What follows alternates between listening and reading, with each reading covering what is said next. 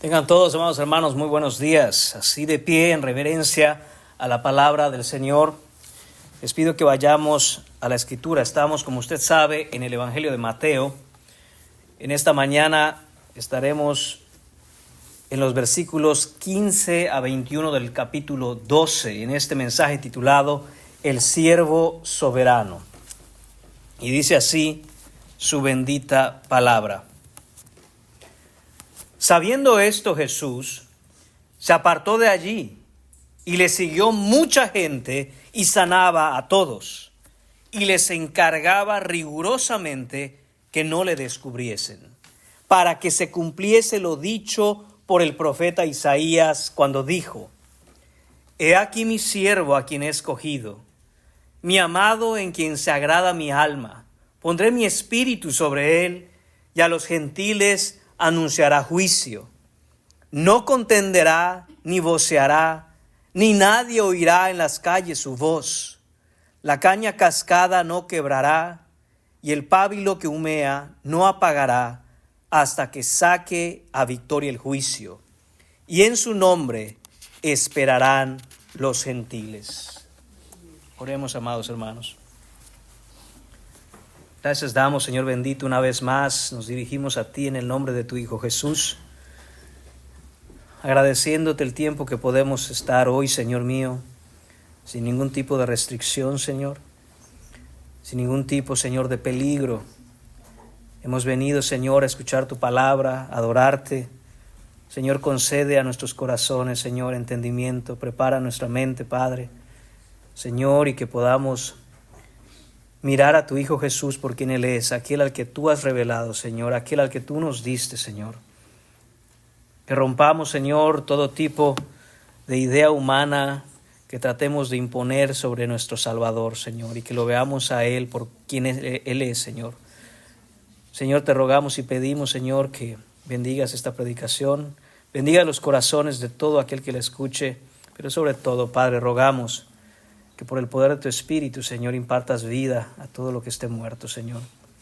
Te pedimos todo esto en el nombre de tu Hijo Jesús. Amén. Puede tomar asiento, amado hermano. Para los que nos acompañan quizá por primera vez, déjeme decirle que hemos estado avanzando por el Evangelio de Mateo desde hace ya varios meses. Hemos llegado ya al capítulo 12. Esto es lo que conocemos como predicación secuencial y expositiva. Vamos versículo a versículo avanzando para saber qué es lo que el Señor ha revelado en su palabra, en su contexto. Y como dije, hemos llegado ya a este capítulo 12, versículos 15 a 21. Ya a las alturas del Evangelio de Mateo, en donde estamos, hermanos, sabemos que ya se ha cruzado un punto sin retorno. Los líderes religiosos de Israel, los fariseos, los religiosos, no están confundidos acerca de quién es Jesús. Están convencidos, hermanos míos, de que tienen que matarle. Y aquí es donde nuestras expectativas humanas son confrontadas con la realidad de quién es el Mesías, quién es este Jesucristo. De alguna manera, hermanos, esperaríamos que el Mesías, este Rey todopoderoso, respondiera con un enfrentamiento público. Quisiéramos que desenmascarara de una vez por todas a sus enemigos, que reclamara el trono que le corresponde por derecho, que los venciera con poder, que acabara ya con toda injusticia, que echara fuera, hermanos míos, toda dolencia, que echara fuera, hermanos míos, toda tribulación. Pero Mateo nos dice que este Mesías hace algo completamente diferente.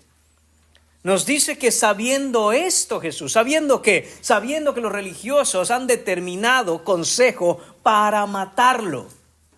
Dice que sabiendo esto, Jesús se apartó de allí. No hay ningún tipo de enfrentamiento, no hay resistencia armada, no hay ningún tipo de reclamo, no hay demostración de poder político. Mateo nos dice que el Rey todopoderoso, el glorioso Mesías, simple y sencillamente guarda silencio, se da la vuelta y se retira. En esta acción del Señor Jesucristo, hermanos, debemos entender algo infinitamente más profundo. Y es que no estamos presenciando debilidad, no estamos presenciando cobardía por parte de nuestro Señor Jesús, sino que estamos admirando lo que significa obediencia perfecta.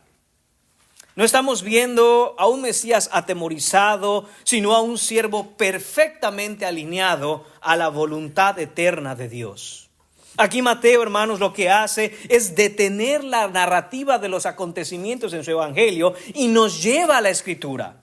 Nos conduce hasta el profeta Isaías y nos dice en esencia lo siguiente: si en verdad quieres entender quién es Jesucristo, si en verdad quieres saber quién es este Mesías, si quieres conocer su verdadero carácter, no lo puedes mirar a través de tus ideas humanas. Tienes que entenderlo, tienes que mirarlo a través del decreto soberano de Dios. Porque el Cristo que vemos en este pasaje, hermanos, ciertamente no es el Mesías que Israel esperaba. Tampoco es un Cristo como el mundo lo desea. Tampoco es el Jesús domesticado de la religión moderna. Este es el siervo escogido del Padre, el amado en quien su alma se complace, el ungido del Espíritu Santo, el rey manso que no vino a destruir con violencia, sino que vino como Salvador y sería aquel en quien las naciones encontrarían esperanza. Así que desde ya, hermanos, debemos empezar a preguntarnos: ¿estamos siguiendo al Rey que Dios reveló en la Escritura? ¿Estamos verdaderamente abrazando, amando, siguiendo y sirviendo a Jesucristo como la Escritura lo presenta? ¿O estamos siguiendo a un Mesías producto de nuestro tiempo, producto de nuestra cultura, producto incluso de nuestra propia imaginación? Hermanos, esto es primordial. De hecho, es de vida o muerte. Porque abrazar y tener fe en un Jesucristo inventado solo revelará nuestra propia condenación un día. Pero aquel que confía en el verdadero Mesías que está revelado en la Escritura, ciertamente tiene vida eterna. Mateo, en esta porción de la Escritura, hermanos, nos presenta a un Cristo que no cumple los deseos del mundo. Nos presenta al Rey soberano que gobierna con mansedumbre, que salva con poder y que avanza sin ningún tipo de retraso hacia la cruz del Calvario. Y no lo hace como una víctima, lo hace en obediencia santa y perfecta como el Cordero escogido desde antes de la fundación del mundo. En esta mañana, hermanos, a diferencia de lo que acostumbramos cotidianamente, no tendremos puntos de enseñanza como tal, sino que iremos avanzando por el texto y vamos a identificar, hermanos, 7 características del ministerio del Mesías. 7 características que nos señalan, que nos muestran, que nos apuntan quién es Jesucristo realmente y a qué es lo que vino. Estaremos también contrastando a ese Mesías que esperaban los hombres, que esperaban los religiosos. Y por supuesto, hermanos, debemos tomarlo para nosotros mismos. Tenemos que confrontarlo con las expectativas de nuestro propio Mesías para saber si estamos siguiendo a Cristo verdaderamente. Mateo comienza, hermanos, mostrándonos que el ministerio de Cristo no está gobernado por el miedo ni por la presión humana, está gobernado por la soberanía de Dios. Primera característica: un ministerio gobernado por la soberanía de Dios. Y eso lo encontramos en el versículo 15. Dice así el versículo 15: sabiendo esto, Jesús se apartó de ahí. Hemos dicho ya, cuando la Escritura dice sabiendo esto, se refiere, hermanos, a lo que estábamos aprendiendo el domingo pasado.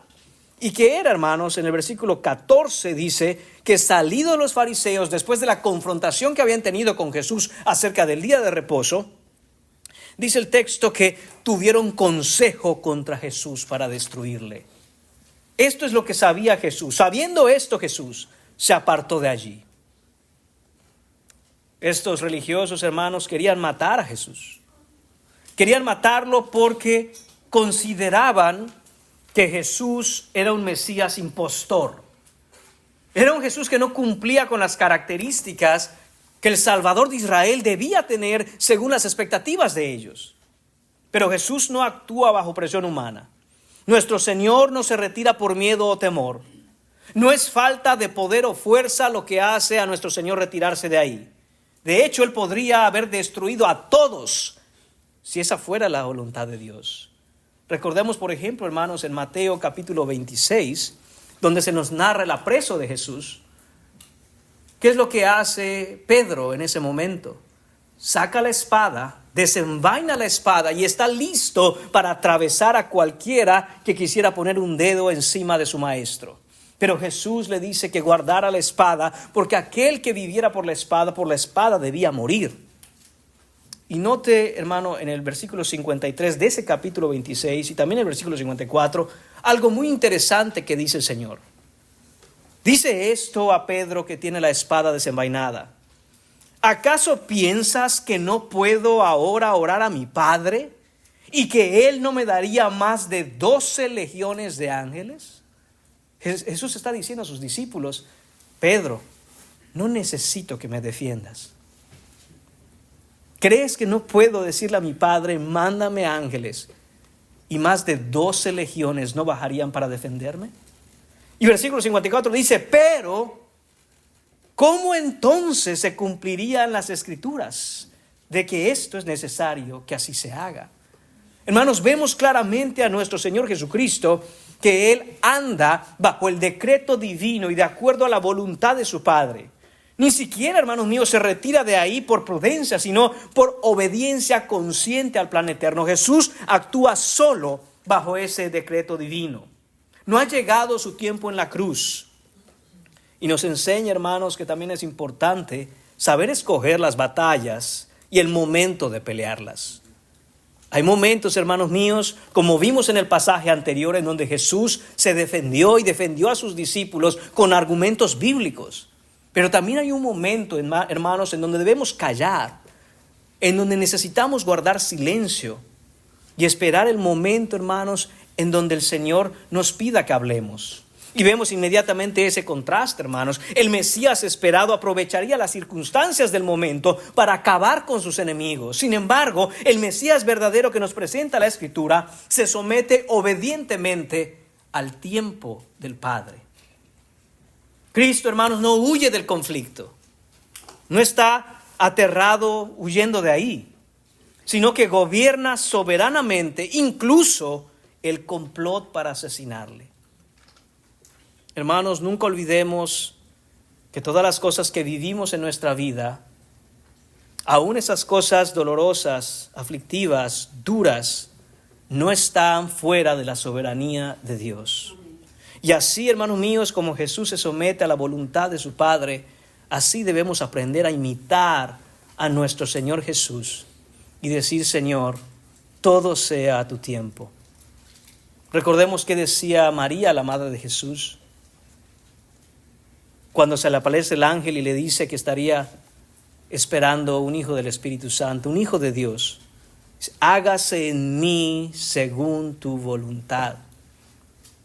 El Evangelio nos enseña, hermanos, que la cruz, por lo tanto, no fue una reacción por parte de Dios, sino una misión decretada antes de la fundación del mundo. Jesús sabía lo que venía, sabía en qué momento tenía que hacer las cosas, y fue esa cruz, hermanos, en una obediencia gozosa. Eso, hermanos, es absoluta soberanía divina. Pero la soberanía de Cristo, hermanos, nunca es fría ni distante. El mismo Rey que gobierna el tiempo eterno se acerca con misericordia a los más necesitados.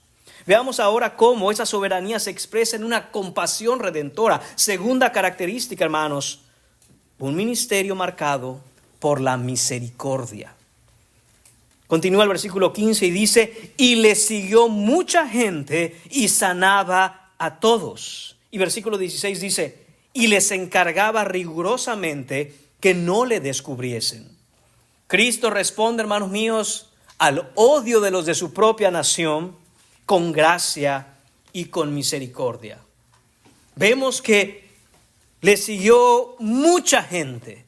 Después de esta escena, después de esta confrontación en el día de reposo, primero en esos campos en donde los discípulos comieron trigo y después en la sinagoga de ellos, después de esto, hermanos, mucha gente siguió a Jesús, mucha gente fue detrás de Jesús y dice ahí que sanaba a todos aquellos que tenían algún tipo de dolencia o enfermedad, a todos aquellos que estaban luchando con un montón de diversas cosas, hermanos, iban tras de Jesús y Jesús los sanaba a todos. Y recuerde, esto lo estaba haciendo Jesús en el día de reposo. Esto es misericordia, hermanos. Esto es verdadera misericordia. La sanidad física en aquel tiempo, hermanos, era la señal de la venida del reino y el anticipo de la redención del alma. Es decir, era un ejemplo vivo de aquello que Jesús iba a hacer con algo más importante y aún más profundo que simple y sencillamente sanar una enfermedad. Iba a sanar, hermanos míos, el problema más grande del alma del hombre y era el pecado que lo condenaba. Pero les pide a aquellos que le siguieron y fueron sanados que no divulgaran su identidad, que no dijeran nada todavía. Hermanos, esta es la tercera vez en el Evangelio en el Evangelio de Mateo, que vemos que Jesús pide que por favor no digan nada. Le dijo esto al leproso cuando lo sanó: ve, preséntate al sacerdote, no digas nada, ve y haz como está estipulado por la ley. Cuando sanó a los ciegos les dijo: vayan y no digan nada. Hermanos, qué diferente es nuestro bendito Mesías.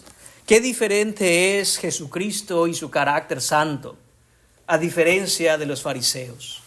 Los fariseos, hermanos, recuerde, les gustaba orar en las esquinas de las plazas, les gustaba dar limosna y hacer gran bullicio para ser escuchados y vistos, para que hablaran de ellos, para que les dieran reconocimiento y dijeran: ¡wow, qué hombres tan santos! ¡Wow, qué hombres tan obedientes a Dios! No así nuestro Señor Jesucristo. Él no necesita de la aprobación, la fama, la popularidad, no necesita el reconocimiento. Muy por el contrario, Él hacía milagros absolutamente espectaculares. Y sin embargo iba y decía: pero no se lo digan a nadie. No revelen esto. Hermanos, nos pasa a menudo. Muchas veces nuestros corazones, pecadores como son, no se sienten satisfechos hasta que reciban el reconocimiento que creen que merecen. A veces, hermanos, ayudamos a alguien y queremos que se nos reconozca esto. Queremos de alguna manera que nos aplaudan, que hemos hecho alguna buena obra. Hermanos, estamos claros en esto. No somos salvos por buenas obras, pero somos salvos para buenas obras. Pero cuidado, esas buenas obras que el Señor estableció de antemano para que nosotros las hagamos, no son para nuestra vanagloria, no son para que andemos diciendo: es que yo ayudé a fulano, es que yo hice aquello, es que me voy a tomar la foto aquí entregando esta comida a un pobre. Nada de eso, hermanos. Jesús claramente modela algo diferente. El verdadero siervo de Dios viene, hermanos míos, con misericordia a acercarse al necesitado sin buscar ningún tipo de aprobación. ¿Cómo está tu corazón, hermano, hermana? Cuando uno está esforzándose por vivir la vida cristiana de acuerdo a lo que a Dios le agrada y queremos que se nos reconozca, queremos que se nos aplauda, queremos buscar que los demás miren en nosotros un modelo y un ejemplo de lo que debe ser. Echemos eso fuera de nuestros corazones, hermanos, y pongamos a Jesús en el lugar que le corresponde. Él es el ejemplo, Él es el modelo, a Él hay que imitar. Y hermanos, esto es lo que vemos aquí. El Mesías esperado no buscaría popularidad ni reconocimiento al ayudar a los más necesitados.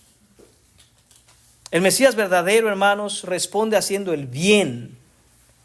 Responde haciendo lo que es bueno aún a pecadores, no buscando fama. Lo hace de manera callada, lo hace de manera humilde. Esto es lo que vemos, hermanos, en esta segunda característica. Y es que, hermanos, solo la gracia de Cristo es más grande que el odio de los hombres o la vanagloria del mundo.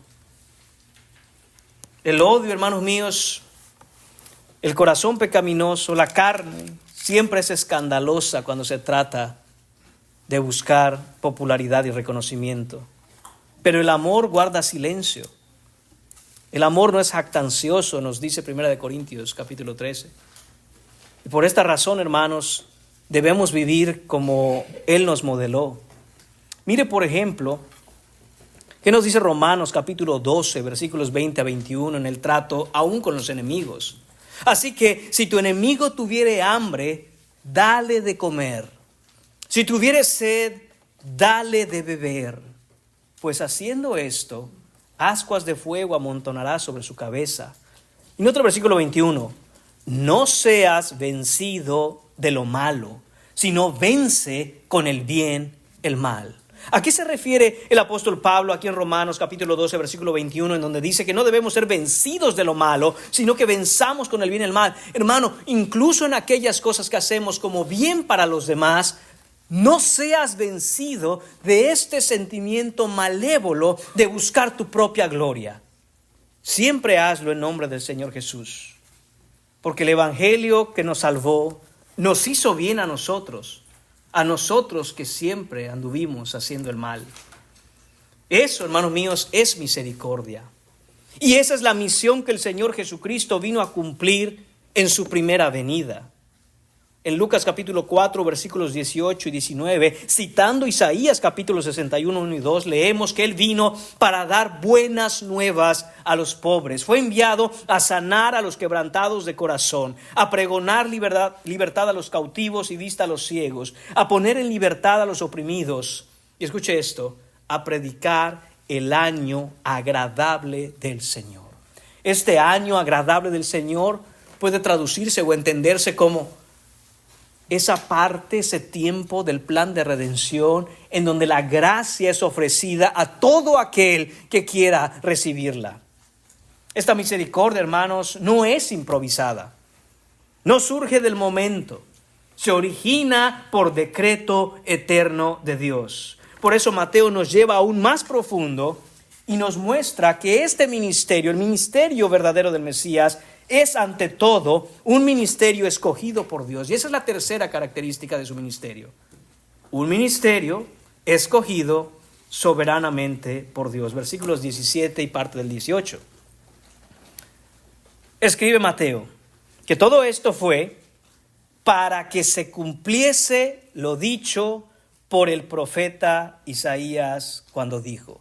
Y entonces ahora Mateo va a citar Isaías capítulo 42, versículos del 1 al 4. Mateo dice, para que se cumpliese lo dicho por el profeta Isaías cuando dijo, versículo 18, he aquí mi siervo a quien he escogido. Es interesante, hermanos, darnos cuenta de que el inicio del versículo 17, para que se cumpliese lo dicho por el profeta, ha sido dicho también por Mateo 6 veces antes. Recordemos, hermanos, que lo que quiere hacer Mateo con su evangelio, dirigido principal y primordialmente a los judíos, es presentar a Jesús como el verdadero rey prometido. Y constantemente hemos visto y seguiremos viendo que lo que hace Mateo es citar el Antiguo Testamento constantemente. Para que se cumpliese lo dicho por el Señor, para que se cumpliese lo dicho por los profetas, para que se cumpliese lo dicho por el profeta Isaías, Jeremías, en fin. Esto es lo que va a estar haciendo Mateo durante el Evangelio y lo hace aquí nuevamente. Y el versículo 18 dice que este siervo, esto es Dios hablando a través de su profeta, el profeta Isaías, dice, este es mi siervo a quien he escogido.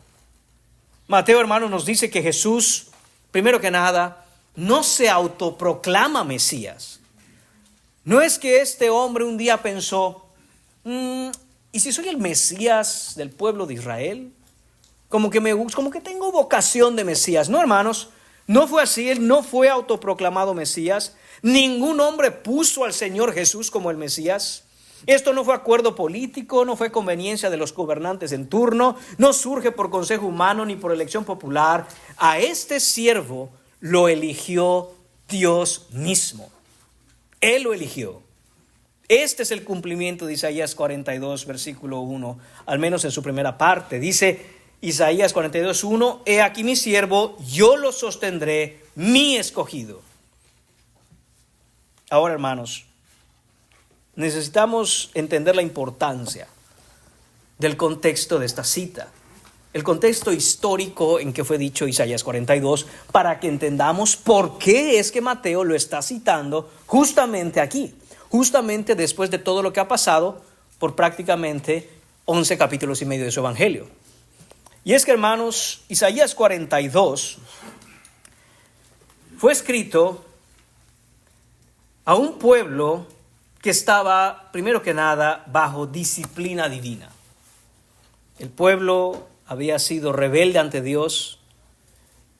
Isaías habla y lo confronta, lo exhorta, lo amonesta duramente. El Señor Dios, a través de Isaías, habla a su pueblo y les dice que están experimentando apenas los primeros dolores de un juicio inminente que se viene contra ellos. Porque ese pueblo, ese Israel al que Isaías le habla, está espiritualmente muerto y es incapaz siquiera de salvarse a sí mismo. La escena de Isaías es esta, hermanos. La nación de Israel había sido elegida por Dios soberanamente, pero fracasó en ser el siervo de Dios que él demandaba. Israel había sido llamada a ser la luz a las naciones. Y eso lo podemos ver ahí mismo en Isaías capítulo 42, versículo 6, versículo 49, versículo 6. Pero ¿qué había hecho Israel? Había sido infiel.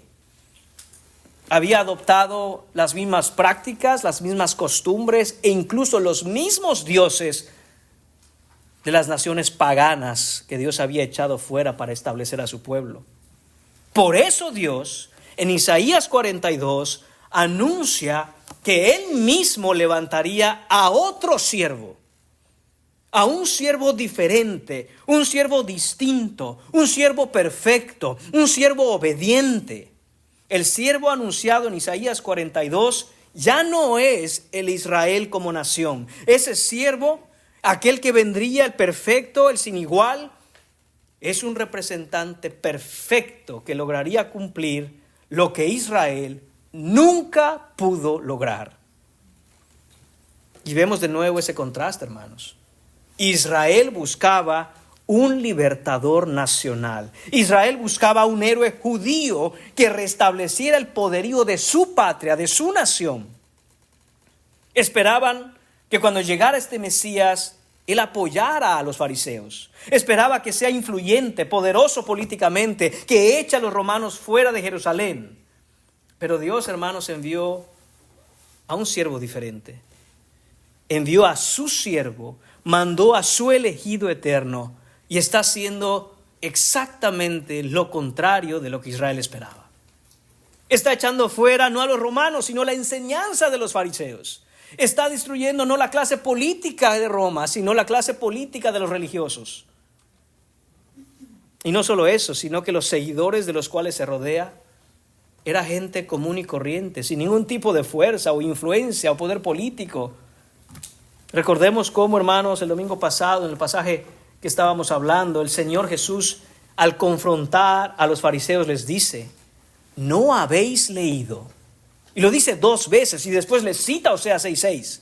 Mateo, hermanos, tiene la intención de mostrar que si ese pueblo, si la nación de Israel, si la casta religiosa de aquel tiempo hubiera leído bien y entendido por el Espíritu, si supieran qué significaba Oseas 6:6, es decir, el Evangelio, entonces estarían esperando al Mesías declarado por la Escritura y no a uno de acuerdo a sus intereses. ¿Sabe qué cosa es extremadamente triste? Hermanos, que en nuestros días mucha gente, en muchos lugares que se dicen llamar iglesias cristianas, quieren volver al antiguo entendimiento de la Biblia desde la perspectiva judía. Y de algún modo quieren abrazar enseñanzas judaicas porque el argumento es que seguramente ellos podían entender mejor, sobre todo, el Antiguo Testamento. Y no nosotros que somos gentiles.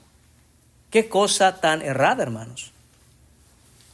Jesucristo vino y una de las primeras cosas que confrontó y mostró es que el entendimiento del pueblo judío de lo que El plan de Redentor incluía de aquello que el Mesías haría, de lo que es realmente honrar a Dios, lo tenían completamente errado. Hermanos, así que una de las cosas que aprendemos aquí es que no podemos fiarnos de ningún tipo de entendimiento, de ningún tipo de nación, mucho menos la nación judía, para decirnos qué significa la Escritura. Precisamente porque el Señor demostró que estaban completamente equivocados al respecto. El significado de la misericordia que el Señor desea solo es revelado por su siervo escogido. Mateo no cita a Isaías 42 entonces, hermanos, por gusto personal. Lo hace en un punto de tensión máxima en la historia que nos está narrando en su evangelio. Los fariseos rechazan abiertamente a Jesús, conspiran para matarle y el conflicto ya es irreversible. Humanamente hablando, hermanos, el ministerio del Señor Jesús parece ser un completo fracaso. Aquel rey que vendría a salvar a su pueblo es rechazado, nadie lo sigue, nadie lo quiere, más que un montón de pobre gente sin ningún sentido en la vida y unos cuantos gentiles por aquí y por allá. Y entonces Mateo nos dice, cuidado, no pensemos que por lo que estamos viendo humanamente y de acuerdo a las expectativas que tenemos, este no es el Mesías prometido. Este es un Mesías fracasado. Por el contrario, el rechazo a Jesús no contradice su identidad mesiánica. Mateo nos está diciendo que es justo lo contrario. Todo esto confirma que es el verdadero Mesías porque cumple Isaías 42 del 1 al 4. Y de hecho cumple, hermanos míos, toda la Escritura.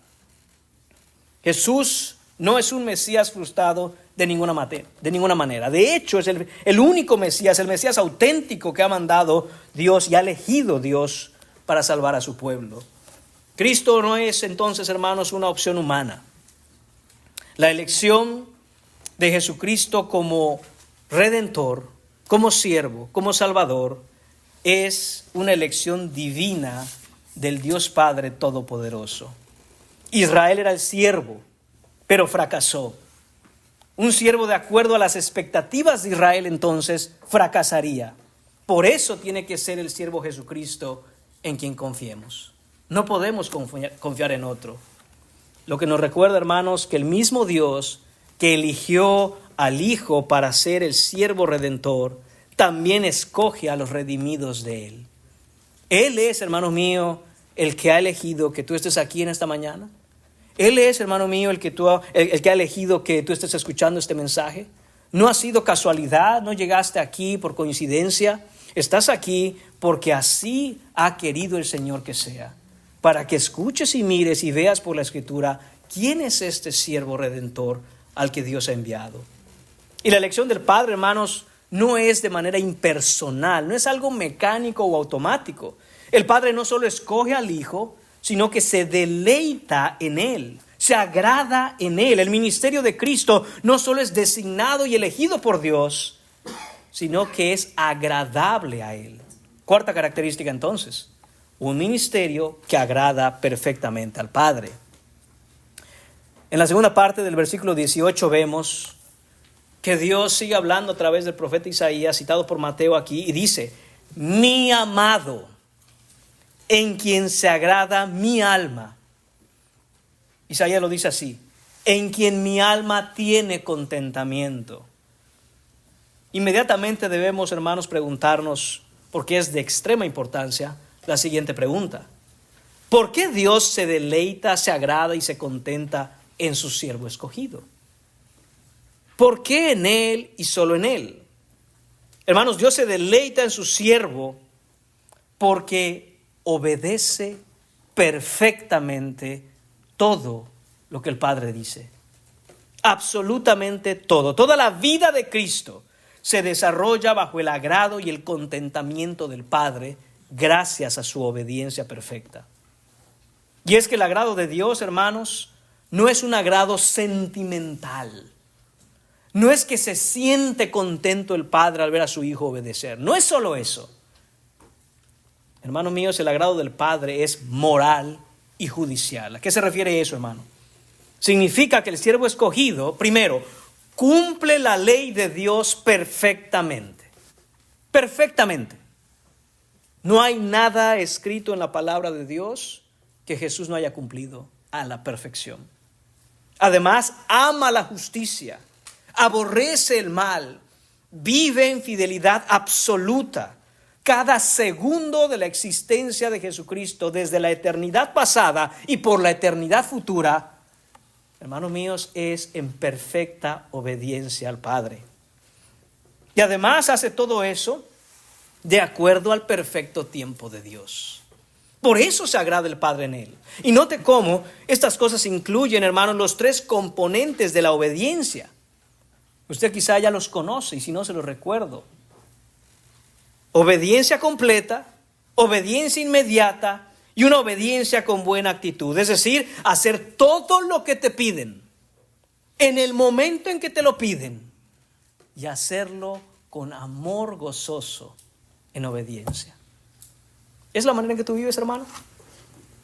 Todo lo que la Escritura dice, sin que falte nada, en el momento en que la Escritura lo dice, y hacerlo amorosamente y gozosamente.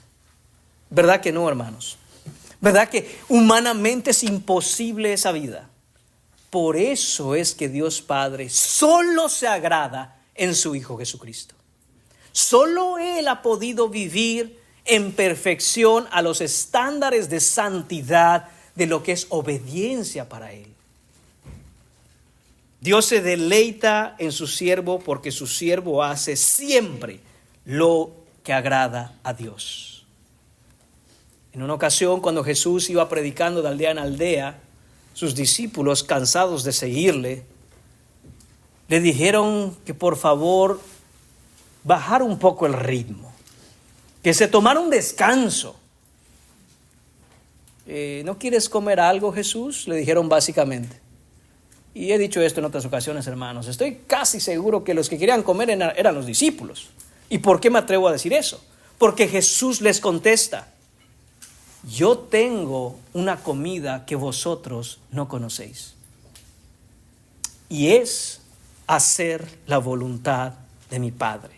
Jesús está diciendo: lo único que me llena, me satisface, lo único que me sustenta, lo único por lo que vivo es esto: hacer la voluntad de mi Padre. Hermanos, bendito sea el Señor Jesucristo, porque esa actitud, ese amor por la voluntad de su Padre, porque esa obediencia perfecta es, hermanos míos, lo que deleita a Dios, lo que agrada a Dios. Esto conecta directamente con el bautismo de Jesús en Mateo capítulo 3, versículo 17. Cuando Juan el Bautista bautiza a Jesús, se escucha una voz desde el cielo que dice: este es mi Hijo amado en quien tengo complacencia. Y también conecta con la transfiguración de Jesús en el capítulo 17 de Mateo, versículo 5, en donde lleva a unos de sus discípulos y se transfigura. ¿Qué es esto de que se transfigura, hermanos? Les permite a sus discípulos el increíble privilegio de presenciar su figura gloriosa. Y mientras esto ocurre, hermanos, dice la Escritura que una nube de luz se pone sobre Jesús. Aparecen Moisés y Elías y se escucha una voz desde el cielo que dice: este es mi Hijo amado en quien tengo complacencia. A él oíd. Hermanos, bendito sea Jesucristo por su obediencia perfecta, porque es su obediencia perfecta la que nos ha salvado a nosotros por la fe. No tenemos obediencia que presentar delante del trono de Dios para que Él nos considere dignos de su presencia. Es porque Jesucristo vivió perfectamente lo que se conoce como la justicia activa de Jesús, obedeciendo todo para después otorgarnos su obediencia, darnos, porque por la fe nosotros somos receptores de esa justicia, de esa obediencia perfecta con la que podemos entonces presentarnos al Padre. Siempre debemos tener, hermanos, esta ilustración en cuenta. Nosotros somos mendigos cuando hablamos de obediencia y justicia. Estamos vestidos en harapos sucios. Estamos vestidos en harapos malolientes. Somos verdaderos mendigos, hermanos, que no tenemos nada en lo absoluto para venir delante de Dios y agradarle. Pero Jesús es aquel que está revestido perfectamente, limpio, blanco, sin mancha, resplandeciente. Y por la fe en su misión, esa misión a la que Él vino, el subir a la cruz, hermanos, significó en esa ilustración que Él nos ha llamado y ha intercambiado vestiduras con nosotros. Se ha quitado esas vestiduras resplandecientes, perfectas, sin mancha, puras, y nos la ha entregado de pura gracia. Pero no se quedó ahí la cosa, hermanos, porque esos trapos, esos harapos de inmundicia con los que nosotros andábamos fuera de Cristo, Él los tomó y Él los vistió. Y así, hermanos, fue a la cruz y clavó en la cruz nuestras iniquidades. Y lo que Mateo nos está recordando es esto: todo lo que Jesús está haciendo, lo está haciendo para vivir una vida perfecta que agrada al Padre, para poder salvarte a ti. No tengas la menor duda de que este es el verdadero Mesías prometido. Isaías 42 nos presenta, hermanos, un siervo muy diferente de lo que esperaba el mundo. No nos presenta un siervo simplemente como un hombre piadoso o un buen hombre o un gran maestro, sino que nos lo presenta como el ungido del Espíritu, el que hará justicia, el mediador de la redención. Y Dios se deleita en su Hijo, se deleita profunda e infinitamente en su Hijo, porque el destino de la gloria del Padre y la salvación de su pueblo descansan sobre Él de manera segura. No hay manera que este siervo fracase. A diferencia de Israel, a diferencia de nosotros, hermanos, no hay forma de que este siervo no cumpla con su misión. El Mesías esperado sería aprobado quizá por el pueblo, por las élites religiosas judías, por los movimientos de liberación contra Roma. El Mesías verdadero, sin embargo, vive solo para una cosa: la aprobación de su Padre y de nadie más.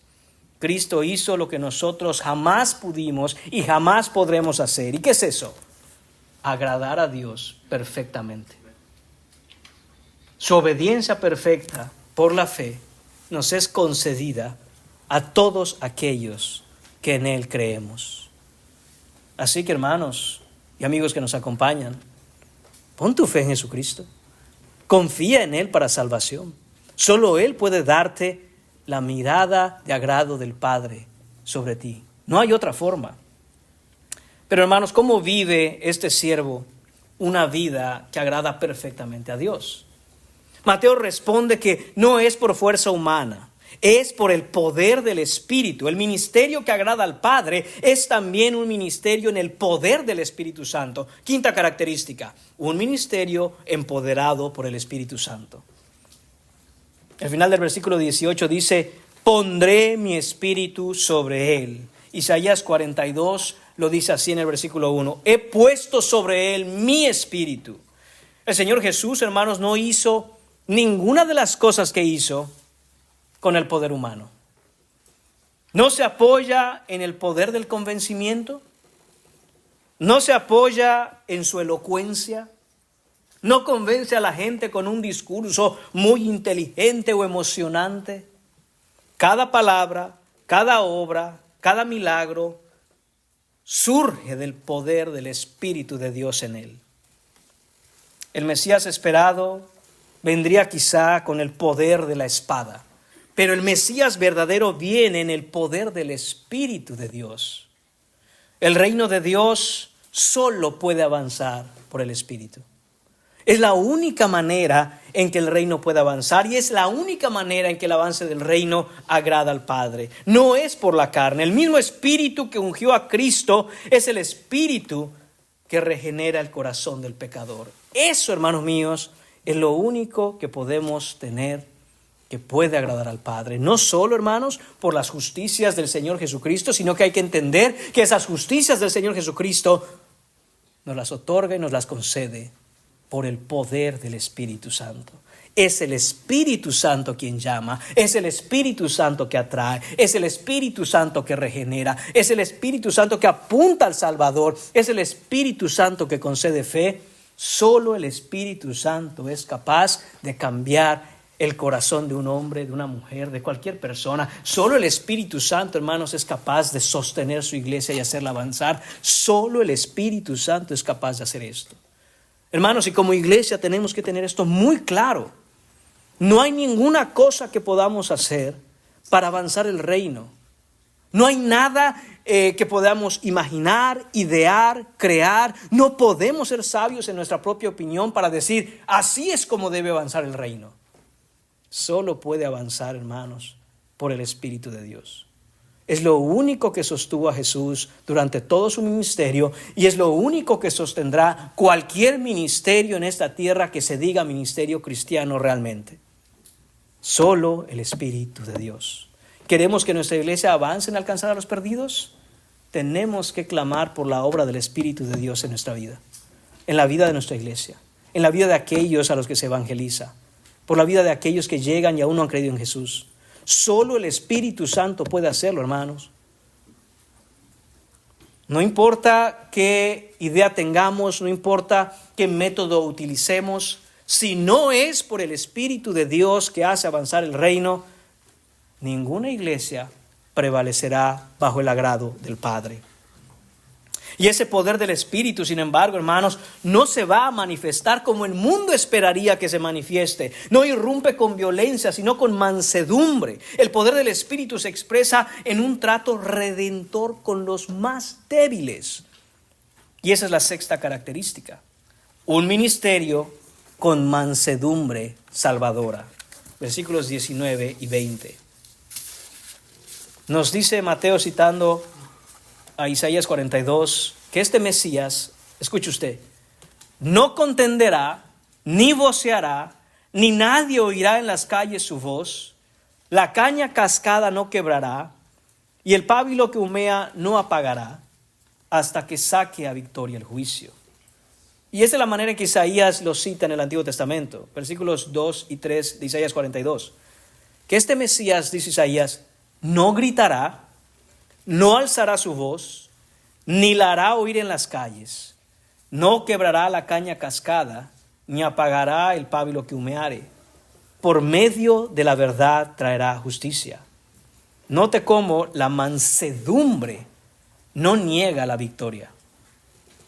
El versículo 20 termina de hecho con victoria, hermanos. Dice, hasta que saque a victoria el juicio. Y no solo eso, sino que Isaías 42, en el versículo 3, nos dice cómo esa victoria será traída.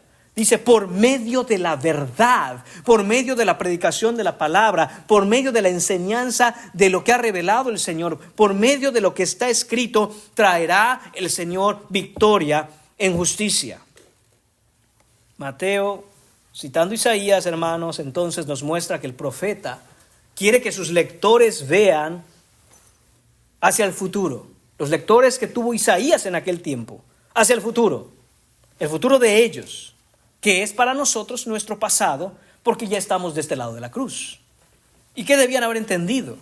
Debían haber entendido que aquel que llegaría como el siervo escogido en el Espíritu de Dios, ese siervo soberano que vendría a salvarnos, iría a la cruz, pero que la cruz, hermanos, no sería ninguna derrota. Que la mansedumbre de este siervo no es debilidad. Que el silencio de este Redentor no es ningún fracaso.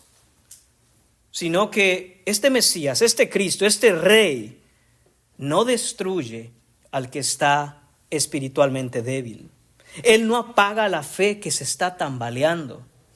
El mismo siervo que no quebrará la caña cascada es el que establecerá justicia en la tierra para siempre. La mansedumbre de Cristo no fracasará. Y nuevamente, hermanos, tendríamos nosotros que mirar nuestras expectativas con respecto a ese carácter al que debemos nosotros aspirar, querer, anhelar, es decir, el carácter de Cristo. Cuando practiques, y debes hacerlo, la mansedumbre, la calma, la paciencia, el silencio. Nunca pienses que estás fracasando. Piensa siempre que aquel que murió por ti, como cordero, fue al matadero y no abrió su boca, sino que como cordero fue llevado al matadero para pagar por tus iniquidades. Ese hermano, esa hermana, fue lo que constituyó la esencia del triunfo en la cruz. Hermanos, Jesús, nuevamente lo digo, pudo haber acabado con los romanos con solo pensarlo, hermanos. Pero en lugar de eso, se dejó apresar, se dejó golpear. Fue a la cruz como estaba establecido que fuera. Y en esa obediencia santa no vio ninguna de sus riquezas en gloria como cosa a que aferrarse, sino que como un esclavo, el esclavo elegido de Dios para hacer esta obra, sufrió la cruz, hermanos, sufrió los clavos, y por eso es que nos rescató. Por lo tanto, hermanos, si nosotros hemos venido a ser salvos por esa misericordia, si nosotros hemos venido a ser salvos, hermanos, por aquello que el Señor nos mostró en mansedumbre, ¿cómo pudiéramos nosotros entonces actuar de manera diferente? Debemos acostumbrarnos, hermanos, a desarrollar y practicar esa mansedumbre. Muchos, hermanos, y me incluyo, tenemos que luchar contra nuestros deseos carnales cuando parece que se nos hace injusticia, cuando pecan contra nosotros, cuando creemos que tenemos la razón y queremos inmediatamente saltar a defender nuestros derechos, nuestra posición. Queremos tener la razón. Si alguien tenía razón, si alguien ha tenido razón en este mundo, es Jesucristo. Pero Él no abrió su boca, no contendió. Dice Mateo, no voceará, esto es, no alzará su voz, nos dice Isaías. No reclamará, no peleará, no tendrá un corazón iracundo para ir a reclamar lo que por derecho le pertenece, sino que, hermanos, esa mansedumbre de Cristo no solo no negó su señorío, sino que nos mostró su verdadero poder. Usted quizá ha escuchado esto antes, ¿no? Una persona que es rápida en enojarse, rápida en levantar la voz, rápida en decir lo que piensa y lo que quiere. Y dice, no, es que hay que tener cuidado con esta persona porque es de carácter fuerte. ¿Carácter fuerte? Eso no es carácter fuerte. Eso, hermanos míos, es no tener control, ningún tipo de control sobre las emociones. Es ser débil, es ser pusilánime, es ser un enclenque espiritual. No tiene ningún tipo de fuerza. Hermanos, pero callar, ser manso, ser paciente, cerrar la boca, eso es poder del Espíritu. Eso es poder del Espíritu. El poder ser dueño de tu propio silencio. El callar, el orar, el ir al Señor, el poner las cosas en la voluntad del Padre. Hermanos, eso es poder. Y solo viene por la fe en Jesucristo. Solo viene como producto, de hecho la Biblia nos dice, ¿verdad? Como fruto del Espíritu Santo. Hermanos, roguemos que podamos desarrollar un carácter manso. Todos luchamos con esto, hermanos. No hay nadie aquí que pueda decir, yo estoy exento. ¿Viera qué manso soy? No es cierto, hermanos. Aún aquellas personas que usted pudiera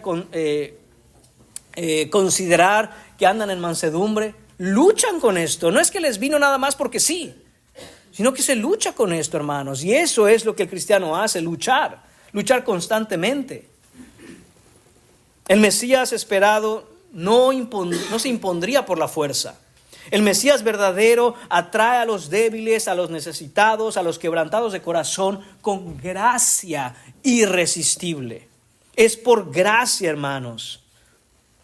La cruz es la máxima expresión de su mansedumbre redentora. Aquel que es el Todopoderoso fue crucificado, hermanos, y no abrió su boca.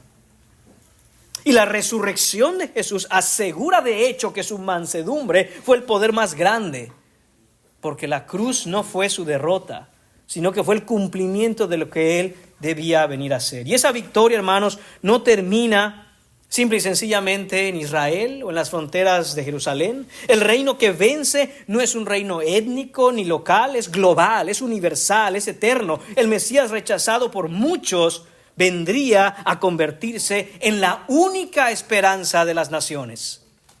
Y esa es la séptima y última característica del ministerio de Cristo. Un ministerio para las naciones gentiles. Dice el versículo 21, y en su nombre esperarán las naciones. Isaías nos dice, deben mirar más allá de Israel. Mateo ya está preparando desde aquí el terreno para la gran comisión, para la misión global, para el reino universal. Jesús no vino solo para reformar Israel y hacer de Israel una gran nación. No, hermanos, vino para redimir el mundo entero, porque el mundo es suyo. Y Él viene a tomarlo en posesión legítima para la gloria de su Padre. Este Mesías, por lo tanto, no es un Mesías cultural. Este Mesías no es un Mesías étnico o nacional. Este Mesías es global, es universal y es eterno. Noten cómo, hermanos, el contraste de nuevo está ahí. El Mesías esperado por los judíos era un Mesías que restauraría a Israel, que pondría a Israel como la nación que gobernara el mundo completo. Pero el Mesías verdadero redime a todos aquellos que en Él creen de todas las naciones de la tierra. Solo fíjese, hermano, cómo estamos hoy. Estamos aquí reunidos en un país, ¿verdad? Que pues es los Estados Unidos, pero estamos aquí personas de diferentes naciones. Estamos reunidos de México, de Honduras, estamos reunidos hermanos de Nicaragua, estamos unidos de Colombia, hemos tenido hermanos de Cuba, hemos tenido hermanos americanos aquí.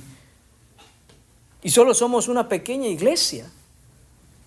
Ahora proyectemos eso a nivel global, a nivel mundial. Hoy es domingo, hoy es el día del Señor. Y alrededor del mundo hay lugares en donde se está alabando al Dios verdadero en diferentes idiomas, se le canta en diferentes dialectos, su palabra se conoce en diferentes lenguajes. Hermanos, esto se cumplió porque la Escritura dice la verdad. Siempre, hermanos, proyecto esto en mi mente. ¿Qué pasaría si nadie conociera el Evangelio? Nadie. No se conoce el Evangelio alrededor del mundo. Y Cristo nos dijera, a los que estamos aquí, conformamos la membresía de Iglesia Bautista Trinidad, vayan al mundo y prediquen el Evangelio. Porque no volveré hasta que en cada nación, de cada tribu, de cada lengua, de cada pueblo me conozcan. Hermanos, nos parecería una locura. ¿Y nosotros? ¿Nosotros? Sí, ustedes. Todo el mundo. Hasta que se me adore en todos los lugares de la tierra. Hermanos, ahora proyecte eso hacia el momento en donde Jesús les dice eso a sus discípulos. A hombres pescadores comunes. Sin WhatsApp, sin internet, sin redes sociales. Sin los medios de comunicación que hay hoy, sin los medios de transporte que hay hoy. Les dice, vayan a todas las naciones, absolutamente a todas, y lleven el Evangelio. Hermanos, cuando ponemos eso en perspectiva, vemos claramente que la única manera en que podamos estar hoy aquí, de diferentes países, diferentes naciones, con diferentes incluso idiomas, es porque el Señor no miente, porque Él ha empoderado a su iglesia para hacer esto. Y la única esperanza de las naciones, nos dice Mateo, citando a Isaías, es el Señor Jesucristo. No hay otra esperanza para las naciones. No va a venir jamás un buen presidente que haga de tu nación, hermano mío, hermana mía, y aún de esta nación, una buena nación, una gran nación, incluso una nación temerosa de Dios. No existe eso, porque el texto es claro. En Él, en Jesucristo, es que tienen esperanza las naciones. En otras palabras, y si lo ponemos en sentido negativo, ¿sabes por qué las naciones están como están? ¿Sabes por qué tu país es una porquería de país? Está patas para arriba, igual que esta. ¿Sabes por qué? Porque no tienen su esperanza en Jesucristo. Solo poniendo su esperanza en Jesucristo, las naciones pueden ser naciones que agraden a Dios y por lo tanto naciones bendecidas para la gloria de Dios, solo poniendo la esperanza en Jesucristo.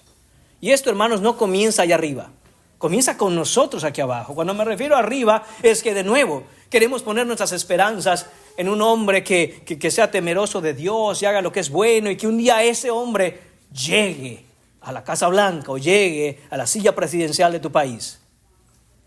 Aunque llegue, hermano, aunque llegue, y la gente no sigue haciendo lo mismo, y la gente no sigue hurtando, matando, robando, aunque llegue. Eso lo vemos, hermano, a través de la Escritura, cuando vemos todos los reyes que fueron puestos sobre Israel. Aun cuando llegaba un rey bueno, usted lee, y se quitaron los lugares altos, y esto, y aquello, y tiraron todos los dioses, y termina diciendo, aun con un rey bueno, pero seguían ofreciendo sacrificios o seguían adorando a los Baales o en los lugares altos. ¿Por qué si había uno bueno? Porque la gente sigue igual. Entonces, hermanos, lo que está diciendo Mateo citando Isaías es que la única esperanza para todo el mundo, para cada alma de este mundo, es poner su confianza en Jesucristo. Es venir a Él en arrepentimiento y fe. Es venir a Él, hermanos, para salvación. Y una vez hechos salvos por la misericordia de Dios y por la fe, nuestra vida empieza a cambiar de manera personal. Y la vida de los que nos rodean empieza a cambiar. Y entonces empezamos a llevar el evangelio a otros. Y entonces empezamos a vivir de una manera sabia que agrada a Dios por el poder del Espíritu, no por nuestras fuerzas. El Cristo rechazado por Israel es la única esperanza del mundo, hermanos. No hay otra. Porque de tal manera amó Dios al mundo, que ha dado a su Hijo unigénito para que todo aquel que en Él cree no se pierda, mas tenga vida eterna. Y versículo 17. Porque no envió Dios a su Hijo al mundo para condenar al mundo, sino para que el mundo sea salvo por Él. Esta es la voluntad de Dios, hermanos. Y Juan 1, capítulo 1, versículos 11 y 12 dice que Jesús a los suyos vino y los suyos no le recibieron, mas a todos los que le recibieron, a los que creen en su nombre, les dio potestad de ser hechos hijos de Dios. Cristo, hermanos, compró con su sangre gente de toda lengua, de todo pueblo, de toda tribu y de toda nación. No solo a judíos, sino a todos los que se arrepientan y crean en Él. Y todos los judíos que se arrepientan y creen en Él serán salvos. De otra manera, el pueblo judío, el pueblo de Israel puede ser salvo. De ninguna manera. No hay justificación fuera de Jesucristo y su evangelio. No existe. No existe. Vamos a terminar, hermanos, y concluir con algunas aplicaciones para la iglesia en general, hermanos. Debemos cuidarnos del mesianismo moderno. Ese mesianismo moderno que se ha infiltrado en la iglesia, en la cristiandad de hoy, sobre todo en Occidente. Cuando hablamos de ese mesianismo moderno, hermanos, nos estamos refiriendo a esas falsas expectativas o expectativas pragmáticas y funcionales que a veces sin darnos cuenta y ponemos sobre Cristo. El Mesías moderno suele ser presentado como un solucionador mágico de nuestros problemas, como un promotor de la autoestima, como un líder carismático, un dador de bienestar, paz con el mundo y prosperidad material, un defensor incluso cultural o político. En otras palabras, hermano, un Cristo que sirve a mis fines, sirve a mis intereses, valida mis emociones y respalda mis metas y mis sueños. Ese Mesías, hermano, tenlo claro, no es el Cristo bíblico. Ese es un ídolo pragmático y funcional, y es falso. Recuerda que Cristo no vino a mejorar tu estilo de vida. Él vino a salvar tu alma del infierno por la fe en su nombre. Y solo el Cristo que no vino a satisfacer tus expectativas es el que puede salvarte. No hay otro. Y como iglesia debemos confiar en que los designios malignos no van a frustrar jamás el plan soberano de Dios. Si confiamos en el evangelio verdadero, en el Cristo auténtico. Segunda aplicación, para aquellos creyentes cansados y quebrantados, débiles, como diríamos en buen español, aquellos que andan arrastrando la toalla. Recuerda que Cristo no quiebra la caña cascada. Si estás débil, Él no te desprecia. Él no se enoja contigo. Él no te enjuicia. Corre entonces a encontrarte en comunión con tu Señor ahora. Es en los momentos de mayor debilidad, es en los momentos de mayor duda, es en los momentos, hermano, hermana, en donde ni siquiera sabes si tienes claro si eres cristiano. Es en esos momentos en que tienes que correr a Jesús y postrarte ante Él y clamar por su bendita misericordia. El que murió por ti no te abandonará ahora, aún en los momentos que tu fe parece desaparecer. Aún en los momentos en donde estás listo o lista para rendirte. Tienes que venir a tu Señor. Ruégale que te dé fuerzas para seguirle. Ruégale que te sostenga. Pide perdón a Dios por tu pecado. Pídele perdón a Dios porque no lo agradamos como deberíamos. Ponte a cuentas con tu Dios. Efesios capítulo 1 versículo 7 dice: Él es en el que tenemos redención por su sangre. Y escucha esto: y el perdón de pecados según las riquezas de su gracia. El perdón de tus pecados no depende de tu justicia, depende de su gracia. De eso depende. Y primera de Juan capítulo 1 versículo 9 dice: si confesamos nuestros pecados, Él es fiel y justo para perdonar nuestros pecados y limpiarnos de toda maldad. Él es fiel y justo, no eres tú. No es porque tú seas fiel. Reconoce que le has fallado, reconoce que no estás viviendo la vida cristiana que deberías vivir. Y ven a Él, toma un tiempo personal con Dios, saca ese tiempo, hermano, hermana, te lo pido, recuerda esto. Necesitas tener comunión con Dios. Necesitas derramar tus lágrimas a los pies de Cristo. Él no te echa fuera, Él no rompe, no termina de quebrar una caña cascada. ¿Qué es esto de la caña cascada, hermano? En los matorrales y en los sembradíos de aquel tiempo crecían las plantas y a veces el viento las quebraba y quedaban así. Esas cañas eran utilizadas para diferentes cosas. Entonces los hombres que laboraban con este tipo de materiales naturales, cuando veían una caña cascada, la arrancaban y la tiraban porque no servía ya para nada. Tenían que encontrar una que estuviera completa para poder ser utilizada. Y Jesús dice: yo no soy así. Yo no ando buscando al que anda en rectitud. Ando buscando a aquel que está quebrado. Y a Él yo lo restauro. Él no vino por los sanos, sino por los enfermos, por los pecadores que necesitan de su gracia. Y hermanos, última aplicación, y esta es nuestra conclusión del sermón. Este pasaje, hermanos, no nos permite un Cristo hecho a la medida o al gusto del cliente. Este es el verdadero Mesías que Mateo, citando a Isaías, nos presenta. Escogido por Dios, agradable al Padre, ungido por el Espíritu, tierno con los quebrantados, victorioso en justicia y glorioso entre las naciones. Este es el Cristo que Dios reveló. Este es el Cristo que Dios nos dio. Este es el Redentor que nos mandó. Y fuera de Él no hay salvación para nadie. Mateo nos ha mostrado al Mesías completo. Este Cristo no está, hermano, a discusión. Él no está en campaña política. Él está sentado en el trono de la gracia para siempre. Ahora la pregunta no es si Cristo es el Mesías. La Escritura nos ha respondido eso ya. La pregunta es: ¿qué haremos nosotros con el Cristo verdadero de la Escritura? ¿Has puesto tu fe en Él? ¿Has venido a entregar tu vida a Él por la fe? Si estás confiando en tu moral, si estás confiando en tu religión, si estás confiando incluso en tu conocimiento bíblico o tu trasfondo cristiano, déjame decirlo de manera clara y también trataré de hacerlo con gracia y amorosamente. Nada de eso puede salvarte. Portarte bien no va a salvarte. Tener solo conocimiento bíblico no va a salvarte. Venir cada domingo a la iglesia no va a salvarte.